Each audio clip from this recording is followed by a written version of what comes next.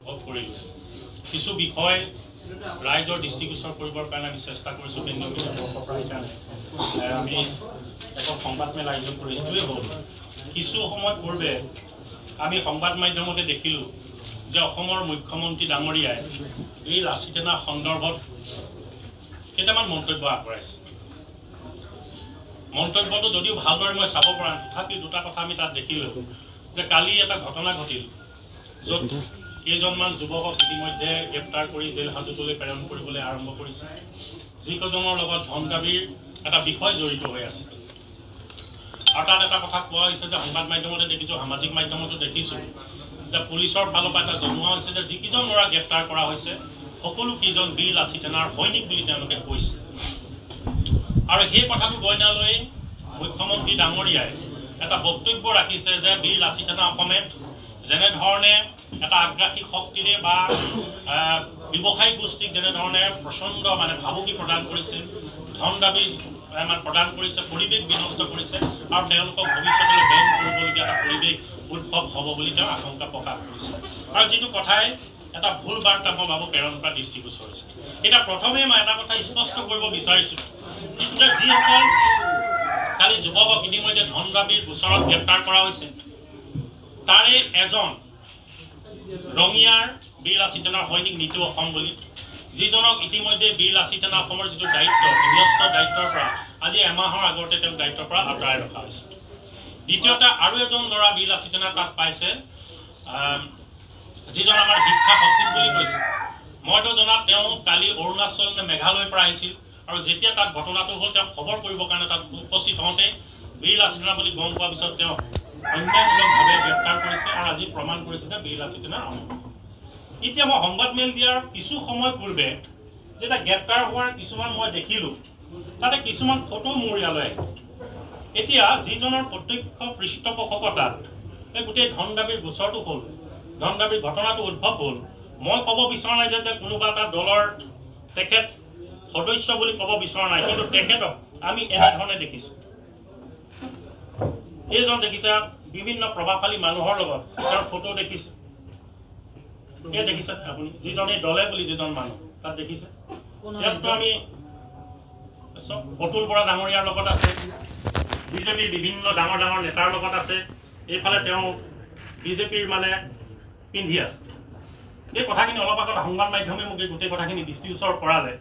গতিকে মইতো দেখিছোঁ যে মইতো কোৱা নাই যে কোনোবা দলৰ বা কোনোবা বিজেপিৰ বুলি মই ক'ব বিচৰা নাই, কিন্তু তেওঁ যিমানবিলাক দেখিছোঁ এইজনতো আমাৰ বীৰ লাচিত সেনাৰ সৈনিক নহয়, যিজনক ইতিমধ্যে গ্ৰেপ্তাৰ কৰি তালৈ পঠিয়াইছে ধন দাবীৰ গোচৰত। তেওঁ কিন্তু বিভিন্ন ফটো এয়া বিজেপিৰ বিভিন্ন ডাঙৰ ডাঙৰ নেতাৰ লগত মই দেখিবলৈ পাইছোঁ। তাৰ সমান্তৰালভাৱে বাকী যিসকল ল'ৰা আছে সেই ল'ৰাখিনি বীৰ লাচিত সেনাৰ সৈনিক। গতিকে মই এই কথাখিনি আপোনালোকক স্পষ্ট কৰিছোঁ। আৰু দ্বিতীয়তে আৰু এটা বিষয় মই আপোনালোকক জনাব বিচাৰিছোঁ যে আজি আচলতে বীৰ লাচিত সেনাৰ কেন্দ্ৰীয় নেতৃত্বৰ ফালৰ পৰা মই কোনোবাখিনিত মই ভাবোঁ যে আমাৰ কাৰণে আশীৰ্বাদ সদৃশ এটা পৰিৱেশ তৈয়াৰ হৈছে, এটা বাৰ্তা তৈয়াৰ হৈছে। কাৰণ যেতিয়া অসমৰ বিভিন্ন প্ৰান্তত উচ্ছেদ কাৰ্য চলিছিল, যি সময়ত অসমৰ বিভিন্ন প্ৰান্তত বেদখলকাৰীৰ বিৰুদ্ধে কঠোৰ ব্যৱস্থা হাতত লোৱা হৈছিল, সেই সময়ত বীৰ লাচিত সেনা অসমে মুকলিভাৱে দ্বিধাহীনভাৱে আমি ইয়াৰ পৰাই মুকলিকণ্ঠে চৰকাৰৰ এই পদক্ষেপক আমি সঁহাৰি জনাইছোঁ। আমি এই সময়ত কৈছিলোঁ যে অসমৰ বিভিন্ন প্ৰান্তত যিধৰণে জনবিন্যাস সলনি হৈছে, ৰাজনৈতিক প্ৰভুত্ববাদ নাশ কৰিবৰ কাৰণে পৰিকল্পিতভাৱে ষড়যন্ত্ৰমূলকভাৱে এচাম মানুহে আমাৰ নিজৰ ঠাইত ৰাজনৈতিক প্ৰভুত্ববাদ লাভ কৰিবৰ কাৰণে যেনেদৰে অগ্ৰসৰ হৈছে তাৰ বিৰুদ্ধে প্ৰচণ্ড মনোবলেৰে মই এটা বহুত কলিজালৈ চৰকাৰখনে কাম কৰিছে। তাৰ কাৰণে আমি চৰকাৰৰ সেই পদক্ষেপক আমি ধন্যবাদ জনাইছিলোঁ আৰু উচ্ছেদ প্ৰক্ৰিয়া নিৰন্তৰ ৰূপত চলাই যাবৰ কাৰণে আমি আহ্বান জনাইছিলোঁ। আৰু সেই সময়ত অসমৰ মুখ্যমন্ত্ৰী ডাঙৰীয়াৰ মুখত কিন্তু বীৰ লাচিত সেনাৰ নামটো উচ্চাৰিত হৈছিল আৰু তেখেতে কৈছিল যে বীৰ লাচিত সেনা অসমৰ বিভিন্ন প্ৰান্তত আমি শক্তিশালী কৰিব লাগে, তেওঁলোকক আমি উত্থানমুখী যাত্ৰাটোত সহায় কৰিব লাগে, কাৰণ তেওঁলোকে অসমীয়াৰ স্বাৰ্থত অৱস্থান লৈছে। সেইটো সেই সময়ৰ প্ৰেক্ষাপট আৰু সেই প্ৰেক্ষাপটৰ সময়ত বিভিন্ন প্ৰান্তত বুবা চলিছিল। কেওফালৰ পৰা সন্দেহৰ বাতাবৰণ এটা তৈয়াৰ হৈছিল যে বহুতে ক'বলৈ আৰম্ভ কৰিছিল যে বীৰ লাচিত সেনা অসমক বিজেপিৰ বি টিম বুলি ক'ব বিচাৰিছিল, বীৰ লাচিত সেনা অসমক বিজেপিৰ নীতি নিৰ্দেশনাৰ চুটলবি মতে কাম কৰিছে বুলি আমাক কবিতা দিবলৈ আৰম্ভ কৰিছিল। কিন্তু আজিৰ প্ৰেক্ষাপটত আপোনালোকে দেখিলে তেওঁৰ মুখত ওলাই মই এটা কথা স্বস্তিৰ হৈছিল যে যেনেধৰণে পূৰ্বে যেনেধৰণে এটা পৰিৱেশ তৈয়াৰ হৈছিল সেই পৰিয়াৰ পৰা অন্ততঃ অসমৰ মানুহ এটা আশ্বস্ত হৈছে যে বীৰ লাচিত অসমে সদায় খিলঞ্জীয়া মানুহৰ কাৰণে খিলঞ্জীয়া মানুহৰ ন্যায় প্ৰাপ্তিৰ সংগ্ৰামখনত সদায় অৱস্থান হৈ আছে। আজি কোন সময়ত তেনেকুৱা ধৰণৰ কথা ওলাইছে যে বীৰ লাচিত অসমক নিষিদ্ধ কৰা এটা প্ৰক্ৰিয়া চলাৰ কোন সময়ত চলিছে? যি সময়ত কেউফালে অসমৰ বিভিন্ন প্ৰান্তত জুবিন গাৰ্গ মৃত্যুৰ কাৰণে অস্বাভাৱিক মৃত্যুৰ কাৰণে তেওঁ ন্যায় বিচাৰি তেওঁ তদন্ত প্ৰক্ৰিয়া এটা সঠিক পৰ্যায়ত যাতে যাব লাগে, ৰাইজ আশ্বস্ত নোহোৱাকৈ আশ্বস্ত ধৰণে এটা তদন্ত প্ৰক্ৰিয়া চলাই নিবৰ কাৰণে যি #জাষ্টিছ ফৰ জুবিন গাৰ্গ চলি আছে, সেই সময়ত এনেকুৱা ধৰণৰ কথা চলিছে। হয়, বীৰ লাচিত যোৱা 3টা দিন 3টা মাহ যোৱা এটা মাহ সম্পূৰ্ণ অসমৰ ৰাইজৰ লগত আছে, কাৰণ ৰাইজে বিচাৰিছে যে জাষ্টিছ জুবিন গাৰ্গ ৰাইজে বিচাৰিছে। আৰু জাতীয় সংগঠন এটাই কাম হৈছে পৰিৱৰ্তনকামী শক্তিক প্ৰতিনিধিত্ব কৰা এটা সংগঠনৰ মূল কামটোৱে হৈছে যে জনসাধাৰণৰ আশা আকাংক্ষাক প্ৰতিফলিত কৰাৰ কাৰণে তেওঁলোকে বিচৰা ধৰণে সংগ্ৰামৰ গতিপথটো সদায় লৈ যাব লাগে। বোলে যোৱা 3টা বছৰলৈ আপুনি যদি চকু দিয়ে তেতিয়াহ'লে বীৰ লাচিত মোক কওক এনেকুৱা ভাৰতবৰ্ষৰ অখণ্ডতাৰ প্ৰতি ভাবুকি কঢ়িয়াই অনা বা ভিতৰুৱা যিমানবিলাক আইন শৃংখলা বিশৃংখল কৰিব জাতিটোক খান কৰিব পৰা তেনেকুৱা কি কাম যোৱা সময়ত বীৰ লাচিত কৰিলে যাৰ কাৰণে বীৰ লাচিত এটা নিষিদ্ধ ঘোষণা কৰিলে? মোক আজি তাৰিখত কওক কি কাম কৰিছে? বীৰ লাচিত এটা কাম কৰিছে, যেতিয়া কোনো মহিলা অশুভ শক্তি আহি আমাৰ খিলঞ্জীয়া মানুহৰ কোনোবাখিনিত আঘাত আনিছে, আমাৰ সন্মানত আমাৰ স্বাভিমানত যদি কোনোবাখিনিত আঘাত আনিছে, বিনা দুখত যদি আমাৰ ল'ৰাক কোনোবাখিনি মাৰপিট কৰিছে বা অশ্লীল গালি গালাজ পাৰিছে, সেই সময়ত বীৰ লাচিত সৈনিকসকল তাত গৈছে আৰু এটা সামাজিক ন্যায় প্ৰতিষ্ঠা কৰিবৰ কাৰণে কাম কৰিছে। কি অপৰাধ হ'ব পাৰে? বীৰ লাচিত সেনাক নিষেধ কৰি দিব পাৰে, বীৰ লাচিত সেনাৰ হত্যাটোক আপুনি বেন কৰিব পাৰে, কিন্তু লাচিত বৰফুকনৰ হত্যাটোক কোনোবাই ধ্বংস কৰিব পাৰিব? আজি লাচিত বৰফুকনে যিধৰণে হেমত কৈছিল, আজিও লাচিত বৰফুকনে আগৰ পৰা কি কয় যে অসমীয়া সদায় মৰ্যাদা সহকাৰে থাকিব লাগিব, স্বাভিমান সহকাৰে থাকিব লাগিব, আমি স্বাধীনতা প্ৰিয় জাতি, গতিকে আমি অত্যন্ত যিটো আমি কৈছো সন্মান সহকাৰে থকা জাতি, এই সন্মান সহকাৰে থকা জাতিটোৰ প্ৰতিনিধি লাচিত বৰফুকনে কৰে। অসমীয়া মানুহৰ প্ৰত্যেকৰে অন্তৰে থকা লাচিত বৰফুকনৰ আদৰ্শ কোনখিনিত তেওঁ ধ্বংস কৰিব পাৰি মোক কওক? গতিকে এই যে কথাবিলাক কৈছে যে কোন সময়ত কৈছে, মই মাত্ৰ এটা কথাই ক'ব বিচাৰিছো, এই সময়ত জুবিন গাৰ্গৰ শোকত সকলো ম্ৰিয়মান হৈ আছে, সকলোৱে এটা জাষ্টিছ বিচাৰিছে আৰু এই জাষ্টিছক আগবঢ়াই লৈ যোৱাৰ কথাটো অসমৰ সৰ্বস্ত ৰাইজে বিচাৰিছে। আৰু এই সৰ্বস্ত ৰাইজৰ মাজত দেখিছো বিজেপি চৰকাৰ ৰাজপথত ওলাইছে। জুবিন গাৰ্গৰ ন্যায় কেৱল বেলেগ বুলি বাদ দিয়ক, আপুনি দলেও বিচাৰিছে, দল চৰকাৰে নিৰ্বিকে তেওঁলোকে ৰাজপথত আপুনি আহি জাষ্টিছ ফৰ জুবিন গাৰ্গ কৰিছে। গতিকে এই ধাৰা এই ৰাইজে বিচৰা আশা আকাংক্ষাৰ লগত বীৰ লাচিত আছে আৰু ভৱিষ্যতলৈ মই কওঁ যে ৰাইজে য'ত থাকিব ৰাইজৰ আশা আকাংক্ষাক সন্মান জগাই ৰাইজৰ আশা আকাংক্ষাক প্ৰতিফলিত কৰি এই সংগ্ৰামৰ ধাৰাটো যোৱা সময়ত বীৰ লাচিত লৈ গৈছে আৰু ভৱিষ্যতলৈ লৈ যাব। গতিকে ইয়াত যদি কোনোবাই আমাক ভয় ভাবুকি দিয়ে, বীৰ লাচিত অসমে খিলঞ্জীয়া মানুহৰ যিটো স্বাধিকাৰ প্ৰতিষ্ঠাৰ যিখন সংগ্ৰামক খুব শক্তিশালী ৰূপত খুব দায়বদ্ধতাৰে লৈ যাবৰ কাৰণে চেষ্টা কৰিছে, ইয়াক যদি কোনোবাই বিঘ্নিত কৰিবৰ কাৰণে চেষ্টা কৰে, মই ভাবো এই সংগ্ৰামৰ দায়িত্ব অসমৰ ৰাইজে সিদ্ধান্ত ল'ব। এই সিদ্ধান্ত মই ভাবো ভৱিষ্যতলৈ বীৰ লাচিত সৈনিকসকলৰ মনত যিটো প্ৰচণ্ড মনোবল আছে, এই মনোবল কোনোখিনি স্থিমিত নহয়, স্থবিৰ নহয়। এই সংগ্ৰাম চলি যাব, শক্তিশালী ৰূপতে চলি যাব। অসমীয়া মানুহে সন্মান সহায়কাৰ জীয়াই থকাৰ পৰিৱেশ আৰু পটভূমি বীৰ লাচিত সদায় তৈয়াৰ কৰে। এতিয়া দ্বিতীয় এটা পক্ষালো, তাতে উচ্চাৰণ হৈছে বিকাশ অসমৰ নামটো। আপোনালোকে দেখিছে যোৱা কেইটামান দিনৰ পৰা বিকাশ অসম সাংঘাতিক ধৰণে জুবিন গাৰ্গৰ ন্যায় প্ৰাপ্তিৰ যিখন সংগ্ৰাম তাত অধিক উৎসাহ হৈ আছে। এতিয়া কথাটো হৈছে যে কেউফালৰ পৰা বিভিন্ন বাৰ্তা আহিছে যে বিকাশ অসমৰ ক্ষেত্ৰত বীৰ লাচিত অসমে কিয় এটা শক্তিশালী ভূমিকা বা পদক্ষেপ গ্ৰহণ কৰা হোৱা নাই। এতিয়া আমি এটা কথা আমি ক'ব বিচাৰো, সেইটোৱে হৈছে যে যেনেকে ভাৰতীয় সংবিধান এখন বেলেগ ধৰণে চলে, তাত নীতি নিয়ম আইন শৃংখলা সাংবিধানিকভাৱে চলি যায়, ঠিক তেনেধৰণে সকলো ৰাইজে গম নাপাব বা তেখেতেও গম নাপাব যে বীৰ লাচিত এখন সংবিধান আছে, সংবিধান মতে বীৰ লাচিত সৈনিকসকল পৰিচালিত, নীতি নিয়মৰ মাজেদি বীৰ লাচিত সৈনিকসকল পৰিচালিত। আৰু তাত এটা কথা আছে যে বীৰ লাচিত অসমৰ যদিহে লক্ষ্য উদ্দেশ্য কোনোবাই বিঘ্নিত কৰিছে, বীৰ লাচিত অসমে অসমীয়া মানুহৰ যিটো স্বকীয়তা আৰু আধিপত্য প্ৰতিষ্ঠা কৰিবৰ কাৰণে ঐতিহ্য স্বকীয়তা ৰক্ষাৰ যিখন ধাৰাবাহিক যুঁজক আগবঢ়াই লৈ যাব বিচাৰিছে, তাক যদি কোনোবাখিনিত বিঘ্নিত কৰিছে, তাক যদি কোনোবাখিনিত বিপথে পৰিচালিত কৰিছে, তেতিয়া নিশ্চিতৰূপে সাংগঠনিকভাৱে বীৰ লাচিত তাতকৈ পদক্ষেপ গ্ৰহণ কৰিব, কঠোৰৰ পৰা কঠোৰ পদক্ষেপ গ্ৰহণ কৰিব। কিন্তু কোনোবা এটা পডকাষ্টত যদি যায় বা কোনোবা এজন ইউটিউবাৰে যদি তেওঁক সাক্ষাৎকাৰ লয়, তেতিয়াহ'লে এই সাক্ষাৎকাৰ যেতিয়া ল'ব তাত ৰংটো মুখ্য সচিব ৰংটো পানী কোনো পডকাষ্টলৈ নামাতে। কোনোবা ইউটিউবাৰ যেতিয়া মোৰ কিবা এটা ল'ব তাত ৰংটো পানীবৰ মুখ্য সচিবজনক তালৈ নামাতে। গতিকে সেই কথাখিনি আনুষ্ঠানিক বীৰ লাচিত বক্তব্য কেতিয়াও হ'ব, কাৰণ এটা পডকাষ্টত তেওঁৰ জীৱনৰ সৰু সৰু প্ৰত্যেকটো কথা তাত সুধিব। তাতো বহুতে সোধে যে আপোনাৰ প্ৰথম প্ৰেম কওক, দ্বিতীয় প্ৰেম কওক, আপুনি কোনখন স্কুলত পঢ়িছিল, আপোনাৰ সৰুতে আপুনি কি কি দুষ্টামি কৰিছিল, কেনেকুৱা ধৰণে আহিছিল, এই কথাখিনি কেতিয়াও সাংগঠনিকভাৱে এইটো সাংগঠনিক বাৰ্তা কেতিয়াও হ'ব নোৱাৰে। গতিকে পডকাষ্টত এটা কথা কোৱা বা কোনোবা ইউটিউবাৰ এজনৰ তাত গৈ কিবা এটা বক্তব্য কেতিয়াও সেইটো বীৰ লাচিত সেনাৰ আনুষ্ঠানিক বক্তব্য নহয়। যদি কোনোবা এটা পডকাষ্টত কোনোবা বিকাশ অসমে সস্তীয়া তৰল কথা বতৰা কৈছে, ৰুচিহীন বক্তব্য আগবঢ়াইছে, স্বাধীনতাবিহীন কথা বতৰা তেওঁ যদি তাত কৈছে, তেতিয়াহ'লে অসমৰ ৰাইজে নিৰ্ণয় কৰিব, অসমৰ জনসাধাৰণে নিৰ্ণয় কৰিব তেওঁ কেনেধৰণে নেতা হিচাপে আঁকোৱালি ল'ব, গ্ৰহণযোগ্যতা কিমান থাকিব, তেওঁৰ প্ৰাসংগিকতা কিমান থাকিব, নে তেওঁ অপ্ৰাসংগিক হৈ যায়, সেইটো অসমৰ ৰাইজে বিচাৰ বিশ্লেষণ কৰিব। গতিকে কোনোবা পডকাষ্টত কি কৈছে বা কোনোবা ইউটিউবাৰ এজনৰ তাত গৈ কি কৈছে, এই কথাখিনি মই সেইকাৰণে কওঁ ই আনুষ্ঠানিক কেতিয়াও বীৰ লাচিত সেনাৰ বক্তব্য হ'ব নোৱাৰে।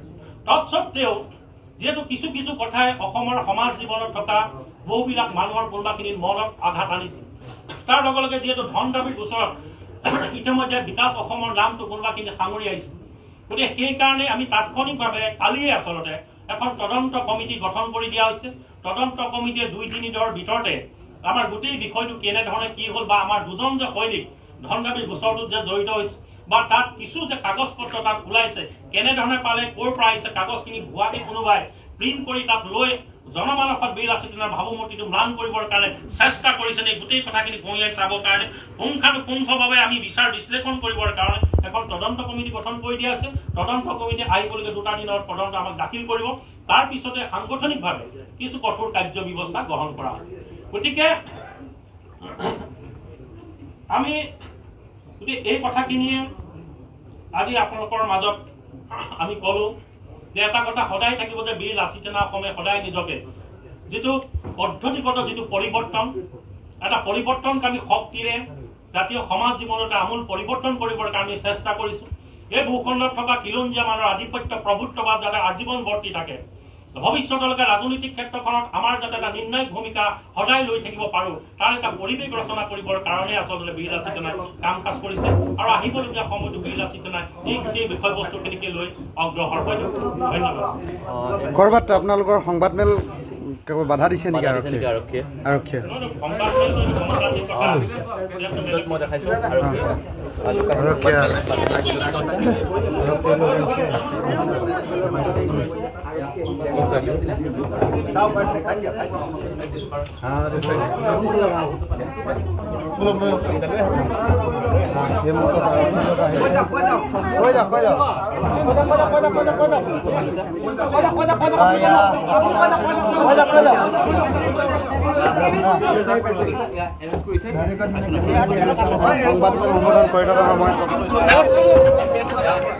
আৰক্ষী বিষয়ে আহি তেওঁক এই মুহূৰ্তত সংবাদ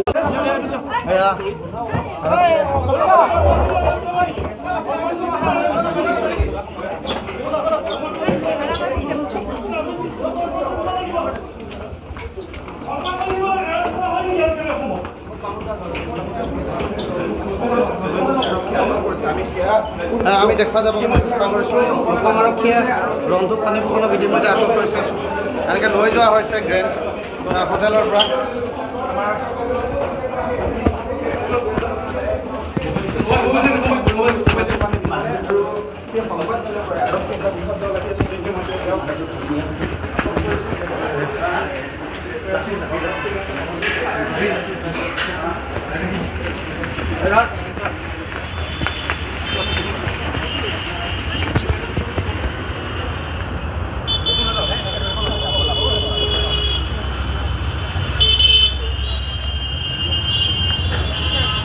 এনেদৰে আৰক্ষীয়ে লৈ গৈছে।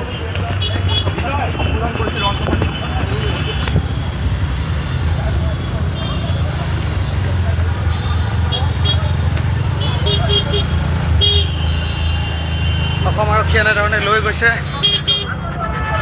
সেইফালে তন্ময়ক আনি আছে, তন্ময় চেতিয়াক লৈ আহিছে এনেকুৱা ধৰণে।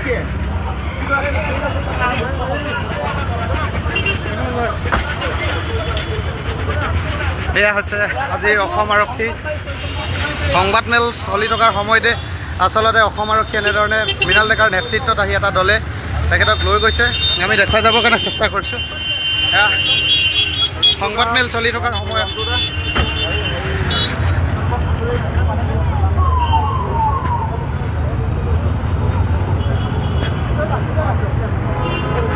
এয়া আজি পৰিৱেশটো আমি দেখুৱাবৰ কাৰণে চেষ্টা কৰিছোঁ।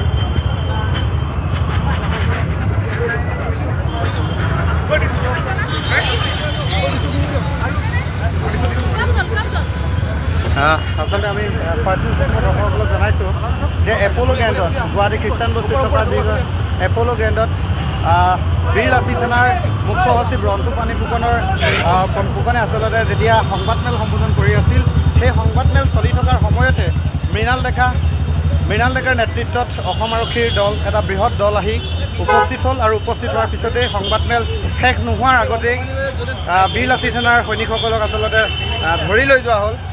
আমি সামগ্ৰিক পৰিৱেশবিলাক আমি আপোনালোকক দেখুৱাবৰ কাৰণে চেষ্টা কৰিলোঁ।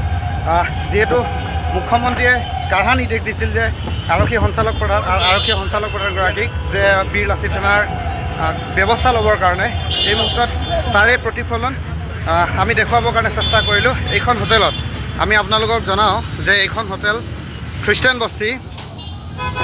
এইখন হোটেল খ্ৰীষ্টান বস্তিত থকা খ্ৰীষ্টান বস্তিত আচলতে অৱস্থিত, যিহেতু এপ'ল' গ্ৰেণ্ড এইখন হোটেলতে আচলতে বীৰ লাচিত থানাৰ নেতাসকলে আচলতে সংবাদমেল সম্বোধন কৰি আছিল।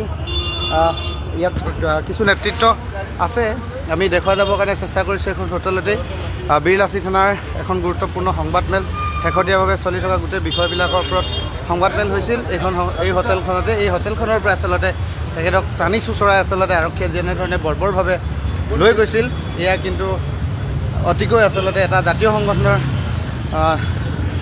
সংগঠনৰ নেতাক আচলতে এনেকৈ আচলতে আটক কৰাটো কিমান সমীচীন বুলি এতিয়া সকলোৱে ধাৰণা কৰিছে।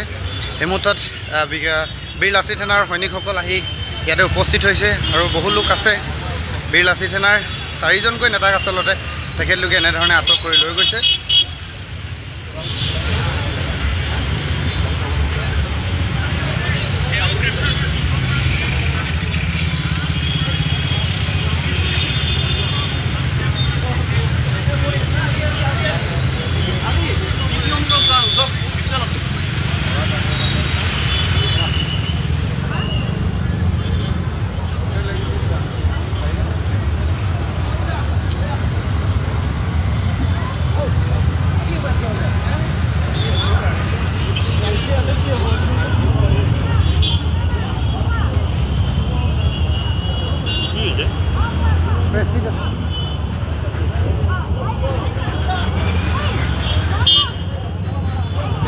এয়া হৈছে এপ'ল' গ্ৰেণ্ডৰ এই মুহূৰ্তৰ পৰিৱেশ। এই মুহূৰ্তত আচলতে চেপা উত্তেজনাই বিৰাজ কৰিছে। বীৰ লাচিত থানাৰ দৰে এটা সংগঠনৰ নেতৃবৃন্দক আচলতে এনেধৰণে আৰক্ষী বৰ্বৰভাৱে উঠাই লৈ যোৱাটো তেওঁলোকৰ অপৰাধ কি, ৰন্টু পানী ফুকনৰ আচলতে অপৰাধ কি, এই কথাখিনি জনাটো প্ৰয়োজন। বীৰ লাচিত থানাৰ কেইজনমান নেতাই আচলতে ক'ৰবাত ধন দাবীৰ অভিযোগত অভিযুক্ত হৈছে, কিন্তু এতিয়ালৈকে দোষী নহয়। গতিকে এই গোটেই পৰিৱেশটো এনেধৰণে এতিয়া চেপা উত্তেজনাই বিৰাজ কৰিছে।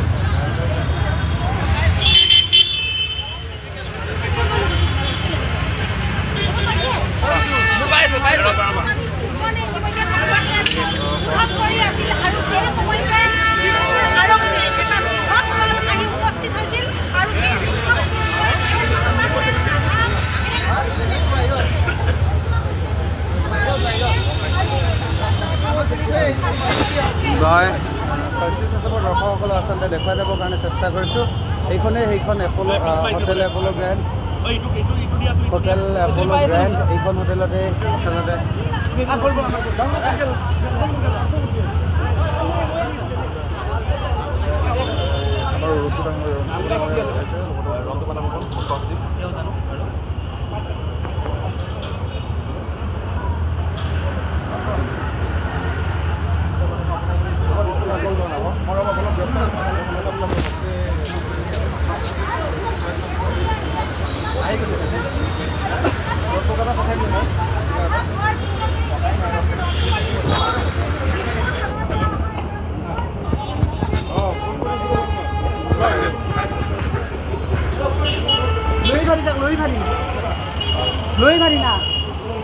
এয়া বৰ্তমান মুহূৰ্তত এপ'ল' গ্ৰেণ্ডৰ সন্মুখৰ পৰিৱেশ। বীৰ লাচিত থানাৰ সৈনিকসকল আহি ইয়াতে একত্ৰিত হৈছে। পোৱা দোৱা কোনেও পোৱা নাই। ৰন্টু পানী ফুকনক আচলতে এনেধৰণে টানি চুচৰাই কিয় আৰক্ষীয়ে উঠাই লৈ যোৱা হ'ল, অপৰাধ কি, এতিয়ালৈকে ৰাজহ অহা নাই।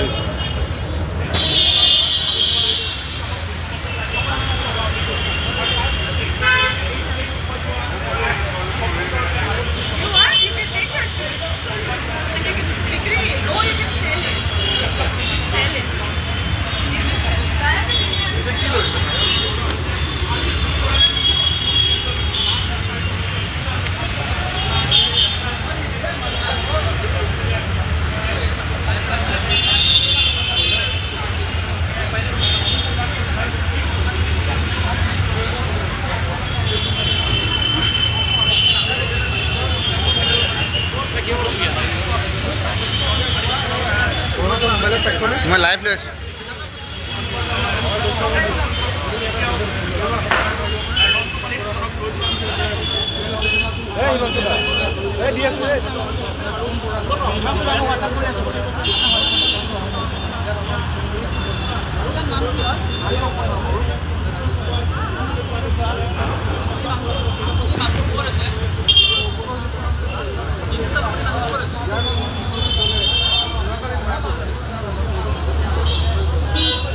কাৰ নেতৃত্বত এই গোটেই ঘটনাটো সংঘটিত হৈছে সেই গোটেই বিষয়খিনি আচলতে বিৰাজী জেনাৰ সৈনিক সকলে জনাই আছে।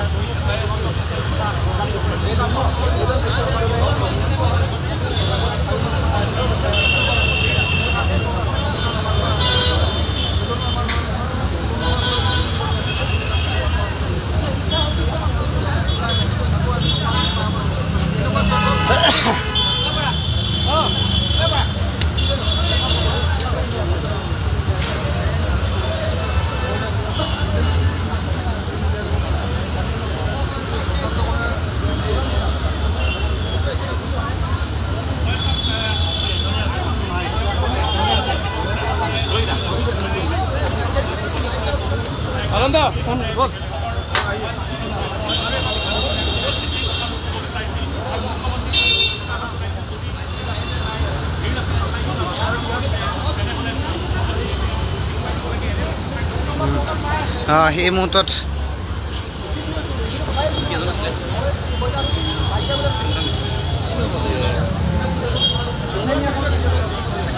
এই মুহূৰ্তত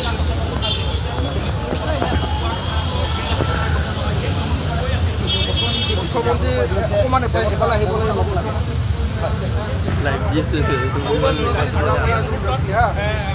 বিশ্বজিৎ দলে বিজেপিৰ হয় ইয়াৰ একদম পুৰা প্ৰমাণ সহ আছে। বিজেপিৰ নেতা প্ৰমাণ সহ আছে একদম বিশ্বজিৎ দলে যোৱাকালি ধৰা পৰিছে। গতিকে আমাৰ সন্দেহ যে ইয়াতে বিজেপিৰ চক্ৰান্ত থাকিব পাৰে। আমাৰ সংগঠন বীৰ লাচিত সেনাক মানে ডাউন কৰাৰ কাৰণে বা বীৰ লাচিত সেনা ধ্বংস কৰাৰ কাৰণে বীৰ লাচিত সেনাক ধ্বংস কৰাৰ কাৰণে মানে চক্ৰান্ত কৰিব পাৰে বিজেপি চৰকাৰে। কাৰণ তেওঁলোকৰ নিজৰ সদস্য আহি পেলাই যোৱাকালি ৰাতি দণ্ডাবী গেছত ধৰা পৰিছে। নিতু আহমেদ বুলি এজন আছে, সেইজন আমাৰ লগত সম্পৰ্ক থকা ব্যক্তি। আমি মানি লৈছোঁ মই কৈ আছোঁ, নিতু আহমেদ বুলি কয় যিজন আছে তেওঁৰ সম্পৰ্ক আছিলে। তেওঁৰ ৰঙিয়াত ঘৰ, তেওঁ আমাৰ কামৰূপ যিখন ৰুৰেল সমিতি হয় তাৰে তেওঁ মুখ্য সচিব আছিলে। আজি প্ৰায় ৪-৫ মাহ আগতে তেখেতক বৰ্খাস্ত কৰা গৈছিল। এনেধৰণৰ কাৰুকাৰ্যত জড়িত প্ৰমাণ পাই পেলাই আমি তেওঁক বৰ্খাস্ত কৰিছোঁ। কাগজ পাতি আপোনাক লাগে যদি আমি এইখিনি দি দিম বাৰু, কোনো কথা নাই। কিন্তু তেওঁক বৰ্খাস্ত কৰিছে। আৰু গতিকে এই যিবিলাক এই লগো আদিবিলাক পোৱা গৈছে বা ৰচিদ পোৱা গৈছে এইবিলাক তেওঁৰ সেই মুখ্য সচিব থকাৰ কালত তেখেতৰ হাতত আছিলে। গতিকে এইখিনি বস্তুকে সেইখিনিয়ে তাকে কৈছোঁ। তেওঁ যেতিয়া আছিলে সেই সময়ত এতিয়া আপোনাৰ ধৰি লওক যদি পত্ৰখন পঢ়িছে তাত লিখা আছে যে আমি স্বৰ্গৰত এখন দুখীয়া জনসাধাৰণৰ কাৰণে এৰিব বিচাৰিছোঁ। নিজাকে আমি প্ৰায় ৫ লাখ মান টকা গোটাইছোঁ আমাৰ নিজৰ সংগঠন ল'ৰাৰ পৰা উঠাই আৰু তাৰ বাহিৰেও দুই এটা সহায় সহযোগিতা সংগঠন তেনেকৈ চলে। আমি সহায় সহযোগিতা বিচাৰিছিলোঁ, সেইটো ধন দাবী নহয়। সেইটোত আমাৰ জড়িত নাই। এয়া দেখুৱালো আপোনাক বিজেপিৰ মানুহে জড়িত হৈ আছে। বিজেপিৰ মানুহ বিশ্বজিৎ দলে যোৱাকালি ধৰিছে আপোনালোকে FIR নামটো দেখা পাব তেখেতৰ বিশ্বজিৎ দলে এইজনেই হয় আমাৰ সদস্য নহয় বা আমাৰ লগত কোনো ধৰণৰ তাৰ লগতো আমাৰ কোনো খালি এই নিতু আহমেদ বুলি কয় যে আমাৰ লগত আছিলে 4-5 মাহ আগতে তেখেতক ওলোৱা গৈছে অভিযোগ প্ৰভাস সিং মই ক'ব বিচাৰিছোঁ শিল্পেট তেওঁলোকৰ লগত নাই তেওঁলোকৰ লগত যিখিনি আছে সেইখিনি আমাৰ আগতে স্বাক্ষৰ কৰা কাগজ পত্ৰ আছে যিবিলাক তেওঁলোকে স্কেন কৰি পেলাই বহাইছে নহ'লে আমাৰ যিকোনো ধৰণৰ FIR দিয়া যায় বা কিবা দিয়া যায় তাত আমি নিজে সন্মুখত থাকি পেলাই চাইন কৰি পেলাইহে দিওঁ তেওঁলোকে দিয়া কিয়ন যদি আপোনালোকে চাইছে দেখা পাব কিয়ন স্কেন কৰা কপি আপোনালোকে উলিয়াই দিয়াৰ পিছত তেওঁলোকে কি শাসকীয় দলত যোগদান কৰিলে নেকি এও আমাৰ নহয় এও নিজাকে যোগাযোগ কৰিছিল চাগে বিজেপি যোগদান কৰিছিল আমাৰ তেওঁ মানুহ নহয় অকল নিতু আহমেদ বুলি কোৱাজন আছিলে তেওঁক ওলোৱা গৈছে অলৰেডি 4-5 মাহ আগতে তেওঁ বিকাশ অসমৰ প্ৰসংগটো কি ক'ব বিকাশ অসম এতিয়া কিছুমান ধৰণৰ কথা মন্তব্য আমিও দেখিছোঁ আমি যেনেকৈ আমাৰ ৰঞ্জুদাই কৈছে তেতিয়া বোধহয় শুনা পাইছোঁ যে এটা তদন্ত কমিটি বহোৱা গৈছে তেওঁলোকে সেই বিচাৰ বিবেচনা কৰিব যে তেওঁ কেনেকুৱা ধৰণৰ মন্তব্যবিলাক দি আছে সেই বিষয়ে তেওঁলোকে আলোচনা কৰিব আৰু তাৰপিছত এটা প্ৰতিবেদন নিশ্চয় এনেকুৱা হৈছে নেকি যে জুবিনদাৰ ন্যায়ৰ যিটো যাত্ৰা সেই ন্যায় প্ৰসংগৰ কাৰণে দল পেলাবৰ কাৰণে এনেকুৱা হ'ব পাৰে কাৰণ আপোনালোকে প্ৰমাণসহ দেখা পাইছে ইয়াতে বিজেপিৰ এজন মানুহ যদি জড়িত হৈ থাকিব পাৰিছে তেতিয়াহ'লে এই ন্যায় যাত্ৰা যিটো আমাৰ জুবিনদাৰ কাৰণে আমি সকলোৱে মানে নিস্বাৰ্থভাৱে যুঁজি আছোঁ এখন যুদ্ধত নামিছোঁ আমি যে জুবিনদাই ন্যায় পাব লাগে সেই কামটো যেতিয়া তেওঁলোকে কৰা নাই তেওঁলোকে এইটো যিহেতুকে সফল হ'ব পৰা নাই গতিকে তেওঁলোকে এনেকুৱা ধৰণৰ চক্ৰান্ত কৰিবও পাৰে গতিকে এইটো আমি ৰাইজৰ মাজলৈ আহিছোঁ যে ৰাইজে চাওক বিজেপিৰ এজন মানুহ ধন দাবী কেছত যোৱাকালি ফচিছে কিন্তু তাৰ পাছতো তেওঁলোকে নাম লৈছে বীৰ লাচিত সেনা অসমৰ তেওঁলোকে নিজৰ সদস্যৰ নাম লোৱা নাই বা এতিয়ালৈকে তেওঁ বৰ্খাস্ত কৰাৰ কথা কোৱা নাই কিন্তু এইজন ব্যক্তি তেওঁলোক জড়িত হৈ আছে যোৱাকালি এই ধন দাবীৰ কেছটোত আৰু অপহৰণৰ ঘটনাত আজি মুখ্যমন্ত্ৰীয়ে কোৱা কথাটো মানে মিছা নেকি কিন্তু এইটো মিছাই হ'ব এইখিনি ছবিয়ে কথা কয় ন এইজন হ'ল আমাৰ বিশ্বজিৎ দলে যোৱাকালি যিজন ধৰা পৰিছে থানাৰ মুখত আপোনালোকৰ বোলে দেখা পাইছে এইজনক এজন বিজেপিৰ মানুহ প্ৰমাণসহ আছে এইখিনি গতিকে আজি ধৰা পৰা কেইজনৰ বিকাশ অসমৰ স্বাক্ষৰ সম্বলিত বহু নথিপত্ৰ আছিলে হয় মই এইমাত্ৰ এইটো কথা কৈ উঠাইছোঁ যে যিজন নিতু আহমেদ তেওঁ আমাৰ লগত জড়িত আছিলে আজি আৰু মূল বিষয়টো এনেকুৱা ধৰণৰ আছিল সেয়া বীৰ লাচিত সেনাৰ আচলতে নেতৃবৃন্দই এই মুহূৰ্তত নিজৰ স্থিতি আৰু তেখেতলোকৰ নিজৰ কথাকেইটা কৈছে এইখনেই হৈছে হোটেল সেয়া বৰ্তমান মুহূৰ্তত বীৰ লাচিত সেনাৰ নেতৃবৃন্দই তেখেতলোকৰ নিজৰ বক্তব্য ৰাখিছে তেখেতলোকৰ নিজৰ মন্তব্য সংগঠনৰ মন্তব্যসমূহ আচলতে ৰাখিছে এয়াই আচলতে এপ'ল' গ্ৰেণ্ডৰ সন্মুখৰ এইটো সামগ্ৰিক পৰিৱেশ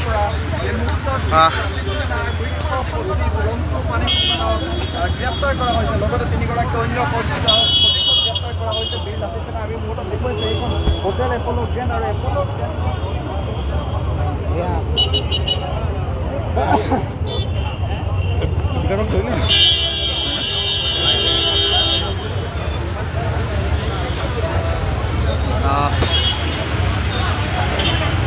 আমি জনাইছোঁ আচলতে ফাৰ্ষ্ট নিউজ আছামৰ দৰ্শকসকলক যে বীৰ লাচিত সেনাৰ মুখ্য সচিব কেন্দ্ৰীয় সমিতিৰ ৰন্টু পানীফুকনদেৱক সংবাদমেল সম্বোধন কৰি থকাৰ সময়তে কেনেধৰণে আচলতে বৰ্বৰভাৱে দিছপুৰ আৰক্ষীয়ে অসম আৰক্ষীয়ে কেনেধৰণে আচলতে লৈ গ'ল সেইটো নিশ্চয় আপোনালোকে প্ৰত্যক্ষ কৰিলে যে এটা জাতীয় সংগঠনৰ নেতৃত্ব তেখেতলোকৰ অপৰাধ কি ৰন্টু পানীফুকনৰ আচলতে তেওঁ কি গোচৰত অভিযুক্ত বা তেওঁ সংবাদমেলখন দিব নোৱাৰে বুলি আচলতে কিয় নক'লে সংবাদমেল দি থকাৰ অৱস্থাত কিয় তেনেধৰণে আচলতে লৈ যোৱা হ'ল এতিয়া কিন্তু সকলোৱে প্ৰশ্ন কৰিছে যে বীৰ লাচিত সেনা সঁচাকৈ অসম চৰকাৰৰ ক'ৰবাত টাৰ্গেট হৈ পৰিছে নেকি এই কথাখিনিও কিন্তু এতিয়া চিন্তাৰ বিষয় হৈ পৰিছে আৰু গোটেই বিষয়টোত বিকাশ অসমৰ নাম বাৰুকৈয়ে সাঙুৰ খাই আছিল যে বিকাশ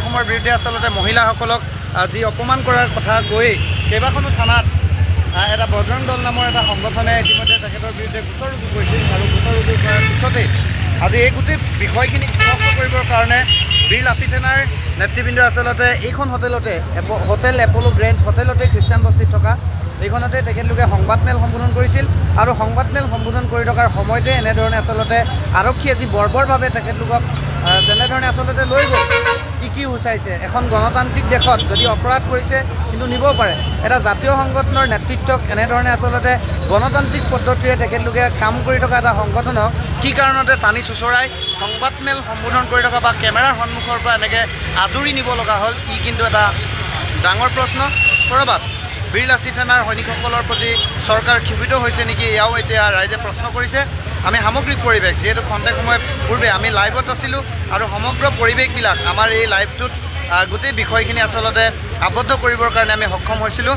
এই মুহূৰ্তত বীৰলাচি থানাৰ যিসমূহ নেতা ইতিমধ্যে তেখেতলোকৰ নিজৰ বক্তব্য ৰাখিছিল আৰু তেখেতলোকে কৈছে যে বিজেপিৰ আচলতে কৰ্মীয়েহে আচলতে যোৱাকালিৰ যি ধন দাবীৰ ঘটনা সেই ঘটনাত জড়িত হৈ আছিল আৰু এজন কিন্তু বীৰলাচি থানাৰ তেখেতলোকৰ সৈনিক আছিল বুলি এই কথাটো স্পষ্ট কৰি দিছে।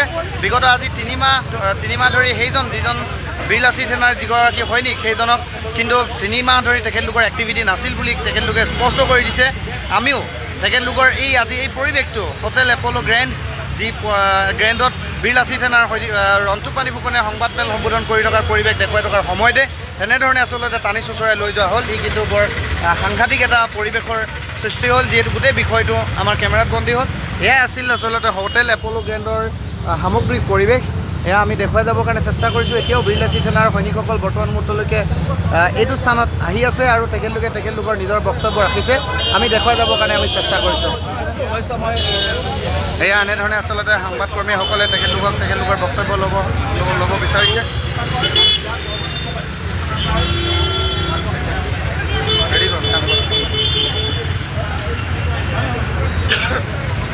এয়া ইতিমধ্যে ইয়াৰ পৰা বীৰলাচি থানাৰ সৈনিকসকল আৰু গোটেই পৰিৱেশটো এতিয়া শান্ত হৈছে। ইয়াৰ পৰা আচলতে দিছপুৰ আৰক্ষীয়ে ৰন্টু পানী ফুকনক ক'লৈ লৈ গৈছে সেই কথাটো এতিয়াও জ্ঞাত নহয়, গতিকে আমি দেখুৱাই যাবৰ কাৰণে চেষ্টা কৰিলোঁ। এয়া